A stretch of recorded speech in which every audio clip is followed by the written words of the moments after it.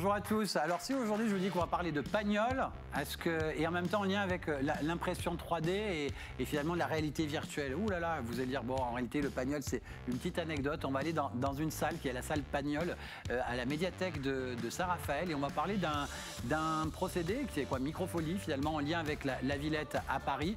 Il y a quelque chose chez nous qui se passe qui est plutôt intéressant finalement. On est en lien avec les musées, avec des œuvres d'art, avec des expériences complètement, j'allais dire, réalité virtuelle, filmée, mais aussi de l'échange. Et en fin de compte, on va au cœur de l'histoire d'œuvres d'art ici, sur notre territoire, sans avoir besoin de se déplacer. Aujourd'hui, on va à Saint-Raphaël, mais finalement, on aurait pu aller à la Seine-sur-Mer, parce que récemment aussi a été aussi créé Microfolie au sein de l'école des Beaux-Arts de la Seine-sur-Mer. Mais en tout cas, le tout premier qui était sur notre territoire, c'était Saint-Raphaël, unique, a été unique pendant longtemps, et on va découvrir avec notre invitée du jour, Barbara Hubert, la responsable du lieu. Bonjour Barbara. Bonjour. On va découvrir avec toi qu'est-ce que ce fameux Microfolie, qu'est-ce qui nous y attend, qu'est-ce qu'on peut y vivre comme expérience. Mais derrière, il y a aussi un Créalab. Exactement, un Créalab et un Fab Lab qui est rattaché à Microfolie au cœur de la médiathèque et qui préexistait en fait à l'ouverture du musée numérique et où il se passe plein de choses. Et justement, on aura avec nous Guillaume Marie qui va pouvoir nous en parler tout à l'heure. Bonjour Guillaume. Bonjour. Alors là, tu es à l'intérieur du Créalab. Derrière, je crois qu'il y a des imprimantes 3D, des ordis, etc. Et on va voir quelle expérience on peut vivre en venant te voir. Tout à fait, tout à fait. Je vais pouvoir vous montrer un petit peu ce qu'on fait au Volontiers. Tiens, montre-nous un truc pour nous faire un teasing, pour nous donner envie déjà. Alors par exemple, un tyrannosaure donc, en 3D, réalisé en 3D, donc os par os. Génial, écoute, on va voir comment on peut venir chez toi et finalement se créer peut-être notre tyrannosaure os par os et le remonter soi-même notamment. Et je crois que je fais rire. Bonjour jeune homme. Salut Philippe. Je dis jeune homme parce qu'aujourd'hui représente la jeunesse. Oui, dernier jour de la semaine, expédition toute la semaine en Nouvelle-Zélande, donc on clôture aujourd'hui cette aventure néo-zélandaise par l'île du Nord. Voilà, on clôture déjà. Et on clôture déjà. Ça va à une vitesse. Ça passe à une vitesse, c'est incroyable. C'est incroyable. Bon, et puis je ne sais pas si tu connais Microfolie ou pas du tout, toi. Pas du tout. Ça va être une découverte. Une découverte, voilà. L'objectif, c'est ça, mesdames et messieurs, c'est vous faire découvrir. Alors, avec nous aujourd'hui, Barbara Hubert, je disais responsable du musée numérique de Saint-Raphaël, parce que finalement, c'est un musée numérique qui est derrière ce label Microfolie. Oui, c'est un musée à part entière, même s'il est virtuel. Donc on profite des expositions nationales ou internationales numérisées. Et ensuite, on peut zoomer dans les tablettes qui sont assorties au grand écran. Et du coup, on a une véritable visite, disons, muséale. L'exemple, par exemple, si vous avez un lien avec la Villette, c'est important parce que c'est leurs fonds, finalement, qui sont partagés. Alors absolument, parce que Microfolie, ça a été la grande idée de Didier Fusilier, qui est le président du parc de la Villette, de permettre à tous de démocratiser les œuvres d'art en y accédant, donc de cette façon numérisée, disons virtuelle. Et du coup, en effet, Micro, ça rappelle l'univers numérique petit, et Folie, les Folies de Bernard Tchoumi, qui est l'architecte qui a réalisé en fait le grand parc avec les 26 folies, comme la folie de la musique, etc., sur le parc. Donc c'est la Villette qui a mis au point ce dispositif et c'est le maire de Saint-Raphaël, Frédéric Masquelier, qui a vraiment souhaité équiper sa ville de ce dispositif, de cet équipement innovant et gratuit pour tous. Ce qui est fou, c'est-à-dire qu'on peut dans un lieu assez restreint vivre des expériences qui n'ont rien à voir, c'est-à-dire qu'il y a toutes sortes d'expériences qu'on peut vivre grâce à ça. Alors en effet, déjà dans le musée, on a accès quand même à des collections qu'a priori, actuellement, malheureusement, on est fermé, mais en temps normal, qu'a priori, on n'irait pas voir les œuvres de Mexico ou encore Versailles à soi tout seul. Donc c'est vrai que c'est quand même assez épatant. Et de plus, c'est vrai que le musée en fait numérique permet quand même la question de l'émotion, alors que ce sont des œuvres numérisées, mais en si belle qualité qu'en fait on est quand même ému par la définition et par la qualité des œuvres. Là, on les voit avec des tablettes, des jeunes qui viennent pour découvrir les œuvres, les bouts d'histoire, etc. Mais aussi la réalité virtuelle, c'est-à-dire qu'on peut mettre un casque et être au cœur de moments que l'on vit aussi. Exactement, et en fait, ça se passe à ce moment-là dans le Créalab. On a tout un espace réalité virtuelle et qui permet en fait aux visiteurs dès 12 ans de plonger au cœur des œuvres d'art avec un casque qui permet donc l'immersion dans les chefs-d'œuvre des collections nationales ou internationales. Et donc là, du coup, au niveau des œuvres, donc vous proposez un panel d'œuvres qui sont à votre disposition, et c'est les personnes qui choisissent le temps qu'ils veulent passer à contempler l'œuvre, ou donc en fonction des tablettes, ou je sais pas. Donc vous avez dit qu'il y avait un écran un peu plus important. Donc il y a un grand écran géant et puis des tablettes. Donc il y a 2 façons de visiter le musée. Soit vous venez en visiteur libre les après-midi, donc les collections tournent. Il y a actuellement 6 collections d'œuvres qui tournent en boucle et dans lesquelles en fait les visiteurs peuvent zoomer et d'une façon autonome en fait aller en découvrir un peu plus. Et après il y a le mode conférencier, c'est-à-dire que je reçois du public ou des scolaires sur des thématiques comme les portraits, Versailles ou encore la Joconde, l'œuvre iconique. Et du coup là on a accès à une sorte de petite conférence entre 45 minutes et 1 heure et un peu au-delà. Voilà, sur des On peut parler de danse, d'autres choses, c'est-à-dire que tu te retrouves là finalement à partir sur peut-être la danse, mais qui va être la danse peut-être dans la peinture, dans la danse contemporaine, et d'un seul coup on va parler de danse, et justement ça va faire découvrir, c'est comme tu dis, des mini-conférences, et en s'appuyant sur des œuvres, et les œuvres, l'avantage de ce système-là, c'est qu'on peut parler de tableau, on peut parler de sculpture, mais derrière on peut parler de musique, on peut parler aussi d'œuvres, j'allais dire, chorégraphiques. D'architecture. On est d'ailleurs partenaire du théâtre Le Forum, et donc à Fréjus, à Glossen Junior, on crée des playlists qui sont en lien avec la thématique présentée au théâtre. D'accord. Oui, donc on joue sur toutes les sensibilités, la vue, l'ouïe, ça a l'air d'être très intéressant. Complet, le site internet aussi permet aussi des accès et peut-être de commander aussi peut-être, ou d'avoir des propositions, mais parce qu'on est quand même sur des thématiques précises, c'est-à-dire que on ne peut pas aborder ou on ne peut pas tout voir chez vous, c'est-à-dire qu'il y a un catalogue. Non, en fait le site permet juste de visionner les œuvres auxquelles on peut avoir accès, éventuellement de créer des playlists. Par exemple, un professeur pourrait avoir l'idée de faire une playlist sur la couleur bleue et irait piocher en fait dans le fond tout ce qui rentre dans son choix. Mais en fait, après, c'est plus moi qui crée en fait en fonction de la programmation culturelle de la ville, notamment, par exemple, bientôt, on aura au musée archéologique un très beau temps fort sur Bonaparte. C'est en 2021, le bicentenaire donc, de sa mort. Et en fait, il a débarqué à Saint-Raphaël en 1799, au retour d'une campagne d'Égypte. Donc, le musée archéologique cet été propose de juillet à octobre une magnifique exposition qui mettra en lumière du coup le personnage de Bonaparte et toutes les découvertes en lien avec l'Égypte. Et à Microfolie, du coup, je pourrais proposer au public d'aller donc voir Bonaparte et le Trianon, l'œuvre où on le voit sur son cheval magnifique traversant le Grand Saint-Bernard, ou encore le Sacre à Notre-Dame. Et c'est-à-dire que là, pareil aussi, on va pouvoir promener dans les œuvres, j'allais dire, picturales et les resituer finalement dans le moment historique, etc., et parler du peintre, etc., voilà, du mouvement pictural, etc. C'est-à-dire que c'est une vraie, finalement, visite muséale d'œuvres qu'il est difficile d'aller voir souvent ou difficile d'aller rechercher. Donc c'est assez intéressant, finalement. Le retour du public est lequel? Parce que ça fait un moment que Microfolie est là. Alors, on a ouvert fin septembre 2018 et on a eu 9500 visiteurs, dont massivement, en fait, 4000 élèves et professeurs. Donc, le public est enchanté de pouvoir profiter avec cette qualité, cette définition, en fait, des collections. Et surtout, par exemple, de Mexico, de Versailles, voilà, de cette variété. On va peut-être passer un peu la parole à Guillaume Marie qui est avec nous. Guillaume, bonjour. J'allais dire. Et Guillaume, alors toi, tu es webmaster à la Médiathème, justement, et tu es membre de l'équipe numérique du Créalab, l'endroit où tu te situes.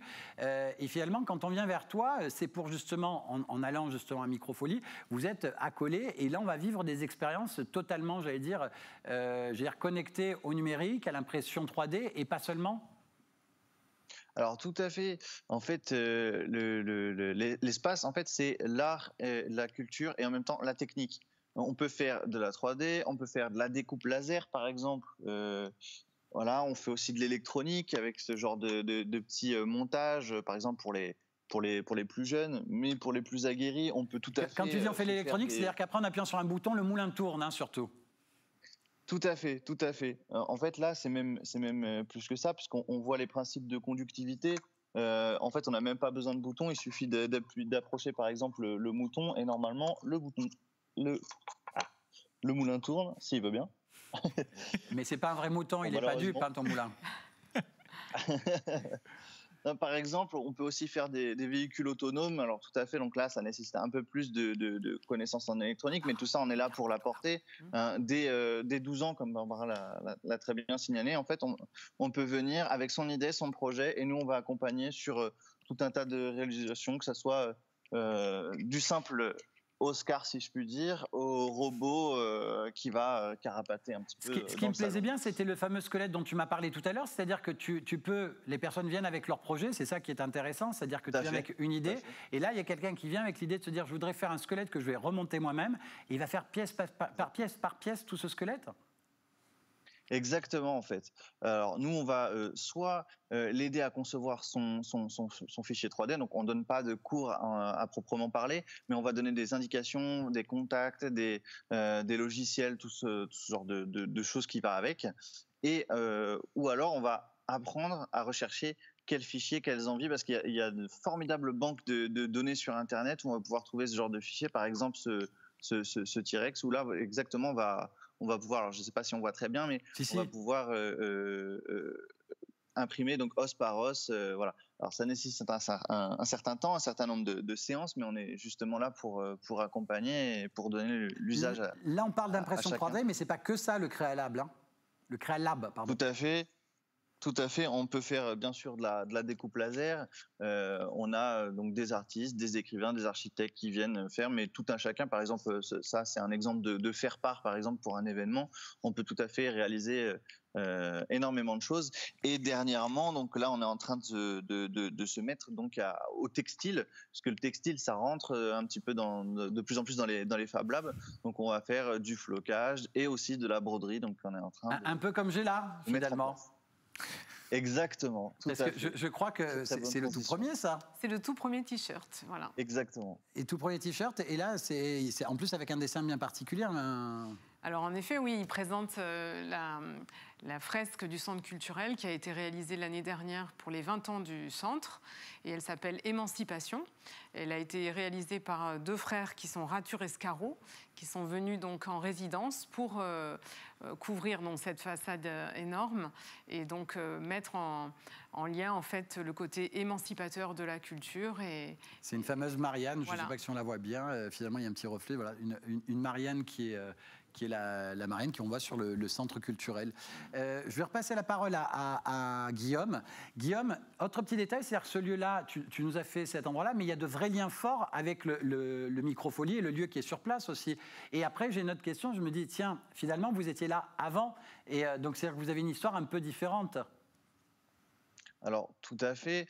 Donc, pour commencer là-dessus, en fait, c'est un projet un peu fou qu'on a eu en 2015. C'était une idée qu'on a eue dans l'équipe numérique. On avait déjà une équipe numérique, on proposait des projets, mais on avait envie d'aller encore plus loin, d'accompagner encore plus les gens sur de la technologie, finalement, auquel ils n'avaient pas forcément accès, parce que c'était émergent un petit peu l'impression 3D et autres.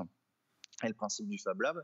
Et donc, on a ouvert donc en novembre 2016, le 4 novembre 2016 pour être exact. Et donc, on a commencé à proposer ça, donc aussi avec du jeu vidéo, de la réalité virtuelle, etc. Et en fait, il y a eu le concept de Microfolie avec donc sa réalité virtuelle, les œuvres, etc., les projets et surtout des thématiques d'art. Et ça se greffait plutôt bien à ce qu'on proposait, et c'était vraiment une chouette idée, un chouette partenariat qui nous permettait d'aller encore plus loin dans la médiation. Parfait, merci. Alors là, c'est vrai que grâce à vous, on peut partir dans des tas de musées, dans des tas d'époques, mais grâce à notre Franck Gualco, notre jogger du jour. C'est ça. Aujourd'hui, c'est physique que tu vas le voir dans les images. Ça tu nous embarques là depuis lundi, finalement tous les jours sauf mercredi. Tu nous fais des épisodes différents. La Nouvelle-Zélande en balade. On a déjà vu de très très beaux paysages. Et tu clôtures ton parcours. La 4e étape. Donc je clôture le parcours entre Rotorua et Auckland, donc la capitale économique de la Nouvelle-Zélande. Donc on va voir encore une nouvelle fois l'activité volcanique conséquente sur ce pays. Donc tout simplement en attaquant par le parc des volcans du Tongariro. Ce parc sur lequel en fait se situent de nombreux volcans tous en activité d'ailleurs, on le voit sur les images, donc, qui est un parc magnifique, donc, composé de plusieurs sommets montagneux, de lacs d'altitude, avec d'ailleurs la plus grande station de ski qui est sur un volcan directement implanté à Whakapapa. Donc, voilà, Whakapapa, les noms sont maoris. Hein. Non, mais c'est très joli, tu nous fais voyager à chaque fois. Voilà, donc une réserve naturelle extraordinaire, donc, qui se situe, puisque là on est sur la dernière étape, sur l'île du Nord.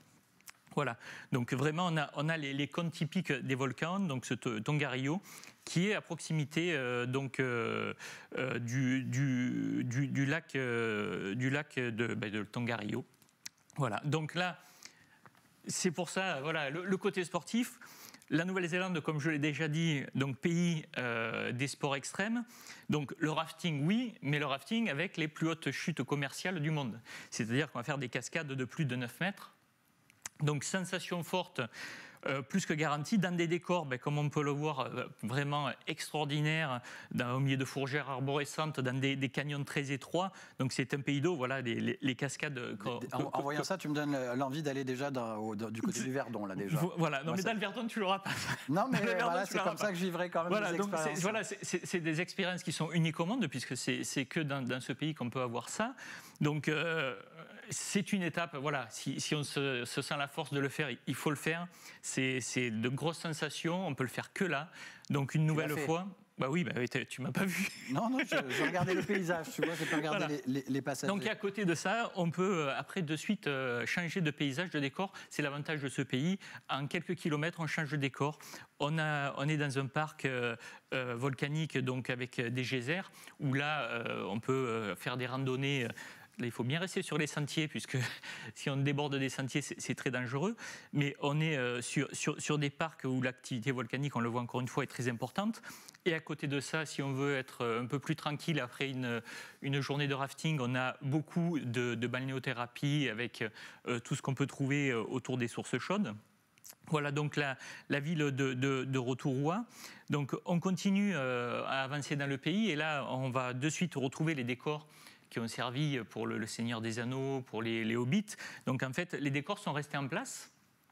Et donc aujourd'hui, se visite un peu comme on peut avoir sur le côté Hollywood aux États-Unis. Donc en fait, ce sont des décors, les décors du film qui sont restés là, donc qui sont d'une réalité vraiment. Donc quasiment tout est faux, hein, mais l'aspect, le rendu est assez extraordinaire, même si c'est tout petit, parce que les hobbits sont des petites personnes, donc il faut faire attention quand on rentre dans les bâtiments.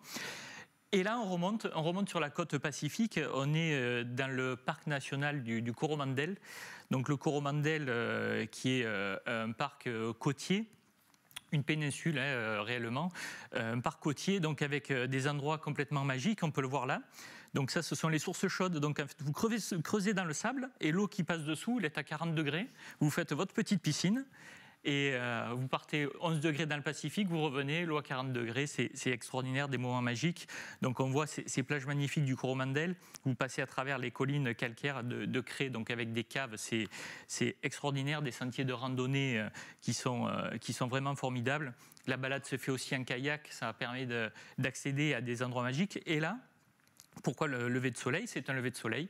En fait, juste après la Nouvelle-Zélande, c'est le fuseau date. Vous êtes le premier au monde d'avoir le lever de soleil. Puisque derrière la Nouvelle-Zélande, on passe le fuseau date et on passe les 12 heures, donc on change de jour.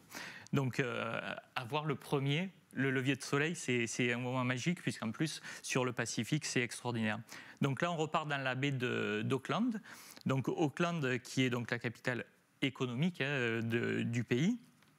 Très moderne, donc qui est une baie mondialement connue, puisque c'est un des plus grands ports de tourisme au monde.